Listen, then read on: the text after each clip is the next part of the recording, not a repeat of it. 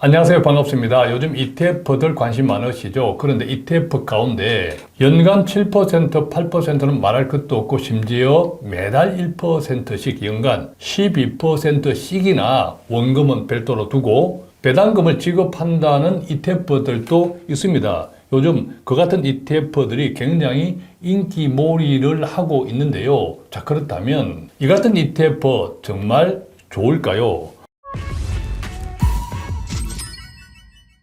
오늘은 돈 걱정 없는 우리집 지원센터 이재문 팀장님을 모시고 이 같은 ETF들은 어떤 것들인지 정말 괜찮을지에 대해서 함께 공부해 보겠습니다. 안녕하세요. 안녕하세요. 자, 이 같은 ETF들 도대체 정체가 뭔가요? 최근에 굉장히 많은 분들이 이제 예. 커버드 콜 ETF에 대해서 많은 관심을 갖고 계신데요. 아, 이게 커버드 콜 ETF다. 예. 커버드 콜 ETF에 대해서 오늘 명확하게 설명을 좀 드리도록 하겠습니다. 자, 이 같은 ETF가 인기몰이를 하는 이유는 무엇입니까? 이제 한국 같은 경우는 한 재작년 정도부터 그 커버드 콜 ETF가 급격히 성장을 했던 것 같은데요. 가장 큰 이유는 아마도 꾸준한 현금 흐름, 매월 돈이 나온다라는 거죠. 그러다 보니까 매월 분배금을 받을 수 있다는 점이 은퇴를 하신 분이나 은퇴를 앞둔 분들한테 큰 매력적인 포인트로 부각이 되는 것 같습니다. 그렇군요. 자, 그러면 커버드 콜 ETF 사실 좀 생소한데 이게 어떤 의미인가요? 커버드 콜에 대한 개념 먼저 간단히 설명을 좀 드리겠습니다. 예를 하나 들어볼게요. 내가 가진 주식이 특정한 시점에 특정한 가격으로 다른 사람이 나한테 살 수 있는 권리를 우리가 콜 옵션이라고 합니다.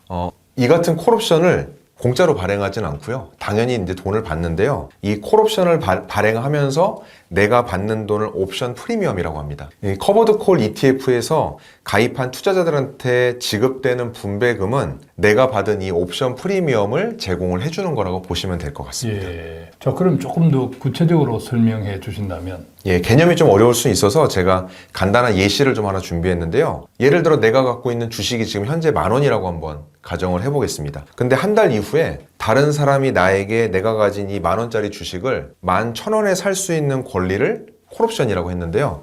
이 권리를 발행하면서 저는 그분한테 100원을 받았습니다. 이거를 옵션 프리미엄이라고 합니다. 한 달 뒤에 주식 가격이 어떻게 변동되는지에 따라서 나한테 두 가지 사항이 좀 생길 수 있을 것 같습니다. 오르거나 내리거나 두 개 중에 하나겠네요. 네, 맞습니다. 예. 그러면 제가 내리거나 오르거나 하는 두 가지 상황에 대해서 하나씩 설명을 드리도록 첫 하겠습니다. 번째는요. 만약 주식 가격이 한 달 후에 9,000원이 된다면 그 권리를 산 분은 11,000원에 이걸 살 이유가 없겠죠. 그렇겠죠. 그랬을 때 저는 이제 주식 가격은 10,000원에서 9,000원 떨어지긴 했지만 이 옵션 프리미엄 100원은 제가 갖게 됩니다. 예. 반대의 경우 한번 말씀드려 보겠습니다. 내가 가지고 있는 주식이 한 달 후에 12,000원이 된다고 한번 가정해 보겠습니다. 그랬을 때 이 권리를 산 사람은 저에게 11,000원에 살 수 있는 권리를 당연히 행사하겠죠. 당연히 예, 그러면은 저는 아쉽지만 11,000원 주식을 팔아야 되는 것이고 앞서 팔았던 옵션 프리미엄 100원을 가져오는 것이 되다 보니까 주식은 12,000원 올랐지만 11,000원과 옵션 프리미엄 100원을 내가 갖고 오게 되는 것이죠. 근데 여기서 중요한 것은 주식 가격이 크게 오르면 제가 얻을 수 있는 이익이 제한된다는 겁니다. 이제 앞에 사례에서는 주식 가격이 10,000원에서 12,000원이 되는 경우를 말씀드렸는데 가만히 있었으면 2,000원의 수익을 낼 수 있었는데 이 권리를 팔았기 때문에 주식 가격 11,000원 그리고 옵션 프리미엄에 대한 100원 합쳐서 11,100원을 갖게 되는 거죠. 아, 그러니까 주식 가격이 크게 오른 경우에는 옵션 프리미엄이라고 했죠. 투자자가 받을 수 있는 옵션 프리미엄은 받을 수 있으나 그 대신에 주식 가격이 크게 올랐을 때의 상승 이익은 내가 다 확보하지 못한다. 그렇게 이해할 수 있는 거군요. 예, 정확히 말씀 주셨습니다. 예. 앞으로 얻을 수익을 확실한 현재 현금으로 좀 미리 거두어두는 방법, 교환하는 방법이 되다 보니까요. 주가가 횡보하거나 이제 소폭 상승할 땐 괜찮은데 크게 상승할 땐 수익이 좀 제한되는 단점이 있습니다. 예. 자, 그렇다면 조금 전에 사례는 주식 가격이 올랐을 때이고 반대로 주식 가격이 떨어질 수도 있잖아요. 그렇게 되면 어떻게 됩니까? 떨어졌을 때는 뭐 앞에 예를 좀 이어서 설명을 드리면 10,000원짜리 주식이 9,000원으로 하락이 됐다 보니까 이 경우에는 옵션 프리미엄 100원을 별도로 챙겼기 때문에 손실은 10%가 났지만 약간의 부분을 좀 보전할 수 있었던 거죠. 그렇군요. 자, 그렇다면요. 이 같은 커버드 콜 ETF에서 배당을 받을 수 있는지를 설명해 주셨는데 사실 일반 투자자들은 주식 배당에 익숙하잖아요. 그런데 이 같은 커버드 콜 ETF의 분배금도 배당과 같다고 생각하면 되나요? 좋은 질문인 것 같은데요. 사실 많은 분들이 커버드 콜 ETF에서 나오는 분배금을 배당이랑 이제 동일하다라고 생각하시는 분들이 많은데, 투자금은 이제 둘 다 현금으로 받는다는 면에서는 비슷해 보이지만 본질적으로는 완전히 다릅니다. 일반적으로 주식 배당은 실제로 회사가 벌어들인 이익의 일부를 주주한테 나눠주는 겁니다. 그러다 보니까 배당이 높다는 의미는 그 회사가 그만큼 돈을 잘 벌고 있구나, 이렇게 생각을 할 수 있는데, 커버드 콜 ETF 분배금의 경우는 새로운 돈을 버는 게 아니라 지금까지 설명드린 대로 미래에 받을 권리를 일정 부분 파는 거다 보니까 그 돈을 주식이 나중에 덜 오를 가능성을 일부 포기하는 대가로 현금을 받는 거라서, 쉽게 말해 미래에 받을 돈을 좀 땡겨 쓴다, 이렇게 해석할 수도 있겠습니다. 자, 그렇다면 분배율이 높은 커버드 콜 ETF가 반드시 좋은 투자다라고 단정할 수는 없겠다, 이런 생각이 드네요. 네, 그렇습니다. 예를 들어 주식이 배당이 높은 경우는, 배당 수익이 높으면 이 기업이 좋은 기업이구나 라고 보통 생각을 하지만, 커버드 콜은 이제 분배율이 너무 높다는 것은 나중에 더 많은 미래의 수익을 포기할 수도 있지 않을까, 이렇게 또 해석이 될 수 있는 거죠. 특히 주가가 많이 오르는 시장에서는 분배율이 높은 커버드 콜 ETF가 일반 ETF보다 성과가 떨어질 수 있습니다. 반면에 주가가 옆으로 가거나 아니면 하락하는 국면에서는 꾸준한 현금을 받을 수 있어 상대적으로 유리할 수도 있고요. 자, 그런데 앞서 말씀하셨지만 주가가 하락하는 시장에서는 이 분배금이 내가 팔았던 옵션 프리미엄이라고 했잖아요. 네. 그것은 받을 수 있지만 결과적으로 하락한다는 것은 내 원금이 손실이 발생할 수도 있다, 이렇게도 이해할 수 있겠네, 그죠? 예, 그렇습니다.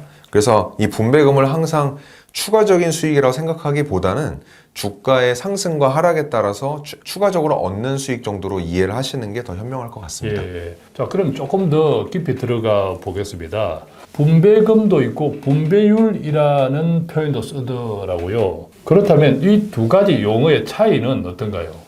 네, 분배금은 실제로 받는 금액을 얘기하는 거고요. 분배율은 ETF의 가격 대비 받는 분배금의 비율입니다. 예를 들어서 10,000원짜리 ETF에서 100원을 받으면 1%의 분배율이 되는 거죠. 예. 중요한 점은 많은 커버드 콜 ETF가 목표 분배율을 설정하고 운용하고 있습니다. 예를 들어서 타깃 커버드 콜, 이제 이런 용어의 ETF들이 많이 출시가 되고 있는데, 이런 이름의 ETF들은 3%, 5%, 7% 이런 식으로 연간 분배율 목표를 가지고 있고요. 이 목표를 갖추기 위해서 지금까지 말씀드렸던 많은 옵션을 얼마나 팔지를 결정을 하게 됩니다. 그래서 높은 분배율을 목표로 하면 당연히 많은 옵션을 팔아야 되는 거고요. 결과적으로 주가가 상승할 때 많은 이익을 포기할 수 있게 됩니다. 반대로 분배율이 낮으면 주가가 상승할 때 더 많은 수익을 얻을 수 있는 점이 장점이라고 할 수 있겠습니다. 그렇군요. 그러니까 분배율이 높다는 것이 꼭 좋은 것은 아니다. 네. 이 점은 꼭 기억해야 할 필요가 있다, 이런 생각이 들고요. 자, 그런데 최근에는 T에서 LY나 NBDY 같이 심지어 연간 20%, 30% 엄청난 분배금을 받았다, 그래서 자신의 SNS 계정에 인증샷 같은 것도 공유하는 경우도 있었는데, 이런 상품들은 도대체 어떤 상품입니까? 제 주변에서도 하는 분들을 좀 봤는데요. 이제 미국에서 인기를 끄는 ETF들이라고는 합니다. 그 이름에서 우리가 유추해 볼 수 있듯이 TSLI는 테슬라 주식을 기초로, NBDY는 엔비디아 주식을 기초로 해서 하는 커버드 콜 ETF입니다. 이 ETF들은 연간 20에서 30% 정도 되는 높은 분배율을 목표로 하고 있고요. 주가가 많이 상승하는 시기에는 50에서 60%까지 줬다라고 하는 기록을 찾아볼 수 있었는데요. 솔직히 말씀드리면 이런 상품들은 좀 많은 주의가 필요합니다. 자, 그렇다면 우리가 지금까지 이야기한 대부분의 커버드 콜 ETF 같은 경우에는 테슬라나 엔비디아처럼 개별 종목을 기초 자산으로 하는 것은 아닌가요? 네, 맞습니다. 지금 말씀하셨던 개별 종목을 기초 자산으로 하는 커버드 콜 ETF는 최근에 좀 관심을 갖는 것 같고요. 기본적으로 지금까지 말씀드렸던 대부분의 커버드콜 ETF는 우리가 흔히 알고 있는 대표 지수들, 예를 들면 S&P 500이나 나스닥 같은 지수를 기초로 운용을 합니다. 예, 그렇군요. 자, 그러면 이 같은 개별 종목을 기초자산으로 하는 커버드콜 ETF 같은 경우에 매년 20%, 30% 심지어 그 이상의 수익률을 인정하는 이런 사진들도 있는데 당연히 주의가 좀 필요하겠네요. 한 세 가지 정도 말씀을 좀 드리고 자, 싶습니다. 첫 번째는요. 한 회사에다만 투자한다라는 겁니다. 보통 우리가 분산 투자해야 된다라는 것은 너무 잘 알고 있는데 이렇게 한 회사의 주가에만 의존하다 보니까 분산 투자 효과가 전혀 없습니다. 자, 두 번째는요. 기회비용이 매우 큽니다. 앞서 말씀드렸듯이 테슬라나 엔비디아 같은 경우는 주가 변동이 굉장히 컸는데 특히 2023년, 24년에는 주가가 급격히 상승하는 구간에서 이런 옵션 프리미엄을 많이 제공하다 보니까 그 수혜를 받지 못하는 일이 생겼던 거죠. 예. 자, 세 번째는요. 높은 분배율을 유지하기 위해서 적극적인 옵션 전략을 사용하게 되는데요.